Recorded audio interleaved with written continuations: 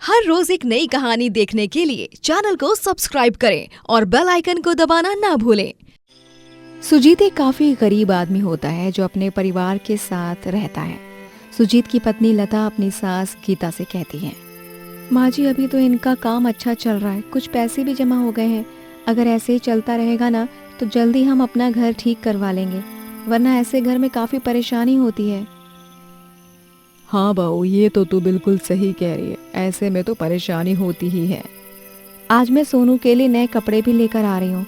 कब से बेचारा नए कपड़े मांग रहा है, लेकिन पैसे ही नहीं होते हैं, इसीलिए 2 साल से सोनू को भी नए कपड़े मैंने नहीं दिलवाए हैं। बहू, अब हालात सुधर रहे हैं तो क्यों सोचना, आज सोनू के लिए अच्छे से कपड़े ले आना। घर के हालात सुधर रहे थे, जिसे लेकर अब सुजीत का परिवार काफी खुश था। कुछ दिनों बाद सुजीत ब्रेड पकौड़े बेचकर घर आ रहा होता है, तभी एक गाड़ी सुजीत को टक्कर मार देती है। कोई है। सुजीत दर्द में काफी देर तक तड़पता रहता है। काफी देर बाद कुछ लोग सुजीत को हॉस्पिटल लेकर जाते हैं। उस एक्सीडेंट में सुजीत अपने दोनों पैर खो देता है और जब ये बात सुजीत के परिवार को पता चलती है तो उन्हें काफी दुख होता है। हे भगवान, ये हमारे साथ क्या हो गया? मेरे बेटे के साथ ये सब होना था क्या? अब हमारा क्या होगा? माँ, मुझे माफ कर दो, मैं अपने परिवार के लिए ज्यादा कुछ नहीं कर पाया। लता, मुझे माफ कर दो। अरे आप माफी क्यों मांग रहे हैं? जो भी हुआ है उसमें आपकी गलती थोड़ी ना है। जो हुआ वो एक हादसा था और हादसा तो किसी के साथ भी हो सकता है ना, इसीलिए आप खुद को कोसना बंद करिए। सुजीत भी अब घर पर ही बैठ जाता है, जिस वजह से घर के हालात बिगड़ने लगते हैं। घर में तो कुछ भी राशन नहीं है, अब मैं क्या करूं? अगर इन्हें पता चला तो ये परेशान हो जाएंगे। एक बार माँ जी से बात करती हूँ इस बारे में। लता काफी परेशान हो जाती है और अपनी सास के पास जाती है। माँ जी, घर में राशन भी नहीं है और उधार राशन जब लेने गई थी तो उधार राशन देने से भी मना कर दिया, क्योंकि अभी तक हमने पहले का ही उधार नहीं चुकाया है। अब हम क्या करेंगे? लता अपनी सास से बात कर ही रही होती है, तभी वहाँ लता का बेटा सोनू आता है। माँ, मुझे स्कूल से घर भेज दिया। क्यों? स्कूल से घर क्यों भेज दिया? किसी ने कुछ कहा क्या? माँ, स्कूल की मैडम ने कहा है जब तक स्कूल की फीस नहीं भरेंगे मेरे माँ बाप, तब तक मुझे स्कूल जाने की जरूरत नहीं है। आपने मेरी स्कूल की फीस नहीं भरी क्या? बेटा, तुझे तो पता ही है ना, तेरे बाबा की तबीयत खराब है। मैं कुछ दिनों में स्कूल की फीस भर दूंगी। अच्छा, अभी जरा बाबा के पास जाओ, देखो तो वो क्या कर रहे हैं। सोनू जैसे ही वहाँ जाता है तभी गीता कहती है, बहू, ऐसे तो हम नहीं रह सकते। सोनू का भी भविष्य है और घर के बारे में भी देखना है। सुजीत की दवाई, घर का राशन, ये सब भी देखना है। माँ जी, हम अब सुजीत जी के बदले ब्रेड पकौड़े बेचते हैं। वो काम नहीं कर सकते तो क्या हुआ, हम तो काम कर ही सकते हैं ना, कमाई तो होगी। बहू, तू बात तो बिल्कुल सही कह रही है, लेकिन लोगों को सुजीत के हाथों के ही ब्रेड पकौड़े पसंद है। उन्हें हमारे हाथ का स्वाद कुछ अच्छा नहीं लगेगा। हमें कुछ और सोचना चाहिए। दोनों सास बहू काफी ज्यादा परेशान हो जाती हैं। कुछ दिनों बाद सब साथ बैठे होते हैं, तभी लता कहती है, सुजीत जी, ये जो आप ब्रेड लाते थे ये काफी सस्ती मिल जाती हैं, लेकिन हम ब्रेड का कुछ और नहीं बना सकते हैं क्या? ब्रेड का तो बहुत कुछ बन सकता है। माँ, हमारे स्कूल में जब स्टॉल लगाए गए थे ना, तो ब्रेड का पिज्ज़ा भी लगाया गया था स्टॉल में, और वो बहुत ही अच्छा बना था। आप क्या घर में ब्रेड पिज़्ज़ा बना रही हो? नहीं बेटा, हम ब्रेड पिज़्ज़ा नहीं बना रहे हैं, बल्कि ब्रेड पिज़्ज़ा का ढाबा खोल रहे हैं। मैं कुछ समझा नहीं। अब हम ब्रेड पिज़्ज़ा बेचा करेंगे। ब्रेड पिज़्ज़ा के बारे में काफ़ी पहले मैंने भी सुना था। घर के हालातों को जानते हुए अब लता और गीता दोनों मिलकर एक छोटा सा ढाबा खोलते हैं, जहां दोनों ब्रेड पिज़्ज़ा बेचना शुरू कर देते हैं। अरे वाह, हमारे गांव में ब्रेड पिज़्ज़ा! मुझे तो ब्रेड पिज़्ज़ा बहुत पसंद है, लेकिन हमारे गांव में कभी खाने को ही नहीं था। अरे, तो अब क्या सोच रही हैं? अब तो हमारे गांव में भी ब्रेड पिज़्ज़ा का ढाबा खुल चुका है। तो हम यहाँ क्यों खड़े हैं? चल ना, ढाबे पर चलते हैं ब्रेड पिज़्ज़ा खाने। दोनों सहेलियाँ ढाबे पर जाती हैं। अरे, जरा हमें भी ब्रेड पिज़्ज़ा खाने को दे दो और एक पैक भी कर देना, मैं तो घर भी लेकर जाऊंगी, घर पे भी तो सबको खिलाऊं। ऐसे कुछ दिनों में वहाँ सबको ब्रेड पिज़्ज़ा काफ़ी पसंद आने लगता है। गरीब ब्रेड पिज़्ज़ा ढाबा अच्छा चलने लगता है और ये देखकर आसपास के लोग जलने लग जाते हैं। मैं इतने समय से यहाँ पर चाट बेच रहा हूँ, लेकिन आज तक मेरे ठेले पर कभी इतनी भीड़ नहीं हुई जितनी भीड़ यहाँ हुई है। इस ब्रेड पिज़्ज़ा की वजह से कोई मेरे ठेले पर नहीं आता था। तो अब से मैं भी ब्रेड पिज्जा ही बेचा करूंगा। तुम बिल्कुल सही कह रही हो। अरे वो उमाकांत है ना, वो भी ब्रेड पिज्जा बेचने लग गया। अब उसके दिन के 3,000 4,000 तो बन ही जाते हैं। हम सब यहाँ अच्छे से अपना काम कर रहे थे, लेकिन दोनों सास बहू के आने के बाद से तो हमारा काम ही ठप पड़ गया। और वो कहते हैं ना, दूसरों का भला हम तब ही कर सकते हैं जब हम खुद का भला करें। मैं भी अब ब्रेड पिज्जा बेचना ही शुरू कर रहा हूँ। धीरे धीरे करके उसकी सड़क पर काफी लोग ब्रेड पिज्जा बेचने लग जाते हैं, जिस वजह से सास बहू का काम धीमा पड़ जाता है। बहू, अचानक से हमारा काम धीमा पड़ गया है, अब हम क्या करें? माँ जी, पहले भी तो परेशानी आई थी ना, लेकिन उन परेशानियों से ही तो लड़कर आज हम यहाँ खड़े हैं। भगवान देख रहे हैं, वो आज बुरा करके कल को हमारे लिए कुछ बहुत अच्छा करेंगे। बहू, कल का तो मुझे नहीं पता, लेकिन तू जितनी हिम्मत से काम ले रही है ना, ये देख कर तो मुझे भी हिम्मत मिलती है। मुझे भी यही लग रहा है कि सब ठीक हो जाएगा। गीता और लता दोनों मेहनत से अपना काम करती और ऐसे ही कई दिन निकल गए थे। कुछ दिनों बाद दोनों अपने ढाबे पर ही थे कि तभी उनके ढाबे पर गांव का सरपंच आता है। अरे सरपंच जी, आप यहाँ, आपको कुछ काम था तो आप हमें बता देते ना, हम खुद चले आते। आपको तकलीफ उठाने की क्या जरूरत थी? अरे अपने काम के लिए तो हर किसी को झुकना पड़ता है ना, और जब काम मुझे है तो तकलीफ आप क्यों उठाएंगी? माफ करना, हम कुछ समझे नहीं। आपको हमसे क्या काम है, बताइए, हम आपकी क्या मदद कर सकते हैं? दरअसल इस महीने मेरी बेटी की शादी है, मेरी इकलौती बेटी है, इसलिए मैं अपनी बेटी की शादी में किसी भी तरह की कोई कमी नहीं रखना चाहता।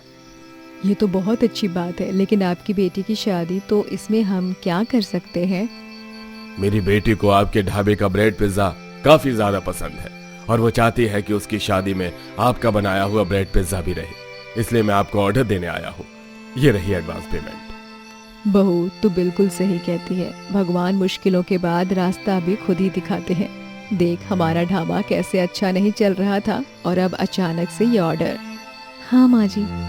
दोनों सास बहू अब ब्रेड पिज्जा के लिए बड़े बड़े ऑर्डर लेना शुरू कर देती हैं और ढाबा खूब अच्छे से चलाते हैं। रचना एक बहुत ही सुंदर और पढ़ी लिखी लड़की थी। रचना में कोई कमी नहीं थी। एक सुबह रचना सबके लिए खाना बनाती है और अपने जॉब पर जाने के लिए तैयार हो रही होती है। तभी रचना की भाभी समीक्षा वहां आती है और रचना से बोलती है, मेरी आँख ही नहीं खुली, तुमने घर का भी सारा काम कर लिया, वो भी इतनी जल्दी? अरे भाभी, मैं सुबह उठती तो हूँ ही ना जॉब पर जाने के लिए, और अगर मैंने खाना बना भी लिया तो इसमें कौन सी बड़ी बात हो गई।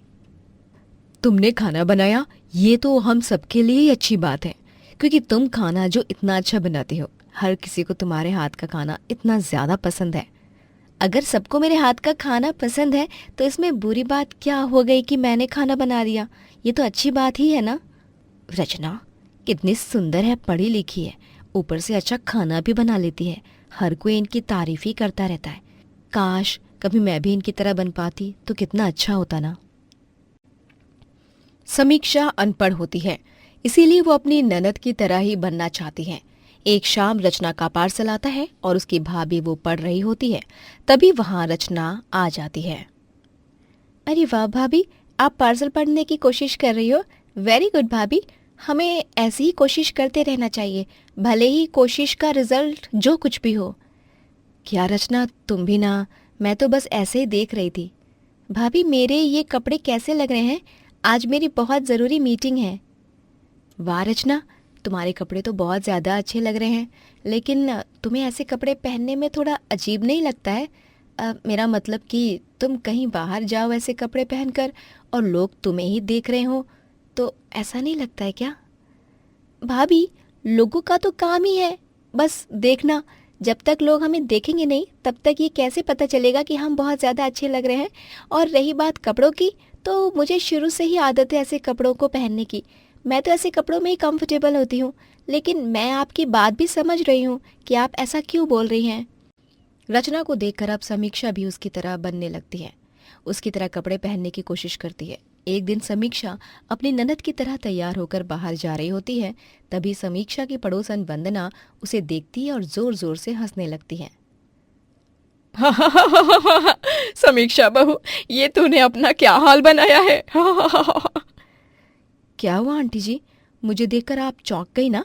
लग रही हूं ना मैं भी अपनी ननद की तरह, हाँ, रचना की तरह। बहू तू अपनी ननद की तरह नहीं बल्कि कार्टून की तरह लग रही है। अरे जब तुझे मॉडर्न कपड़े पहनने नहीं आते, संभालने नहीं आते तो तू क्यों पहन रही है? बिल्कुल जोकर लग रही है तू ये सब पहनकर। सच में मैं क्या अच्छी नहीं लग रही? बहू अभी तो बस मुझे ही हंसी आ रही है, लेकिन तूने जैसा खुद को बनाया हुआ है ना, अगर कोई और देखेगा तो उसे भी हंसी आएगी। इसीलिए बोल रही हूँ दूसरों की नकल उतारना बंद कर दे, वरना ऐसे ही जोकर लगेगी तू। समीक्षा का हर कोई मजाक ही बनाता है, उसे ताने मिलते हैं सुनने को, और इसी वजह से समीक्षा को अपनी ननद से जलन होने लगती है। एक दिन रचना अपने कमरे में नहीं होती है तो समीक्षा उसे पीछे से जाती है और लैपटॉप छुपा देती है। जहां वहां रचना आती है तो उसे अपना लैपटॉप नहीं दिखता और वो परेशान हो जाती है। अरे अभी तो मेरा लैपटॉप यही था, अब अचानक से कहाँ गया? मुझे तो प्रेजेंटेशन देनी थी, मेरा तो लैपटॉप ही नहीं मिल रहा है। अब मैं क्या करूं? कैसे अब सब संभालूं? रचना का लैपटॉप ही नहीं मिल रहा था और टाइम से प्रेजेंटेशन ना दे पाने के कारण रचना को जॉब से निकाल दिया जाता है। रचना काफ़ी परेशान हो जाती है और नई जगह जॉब की तलाश करने लगती है, लेकिन रचना को कभी भी कोई नई जॉब मिलती। अब मैं क्या करूं? बिना जॉब के मैं कैसे रह सकती हूँ? ऊपर से मुझे घर में भी तो हिस्सा देना होता है। नहीं रचना, तो इतनी जल्दी हार नहीं मान सकती। जॉब नहीं है तो मैं किसी पर डिपेंड भी नहीं हो सकती। मुझे कुछ ना कुछ तो ज़रूर सोचना पड़ेगा, तभी मैं सब कुछ वापस से ठीक कर पाऊंगी। अगर मुझे कोई जॉब नहीं मिल रही है तो मैं अपना बिजनेस भी तो शुरू कर सकती हूँ ना।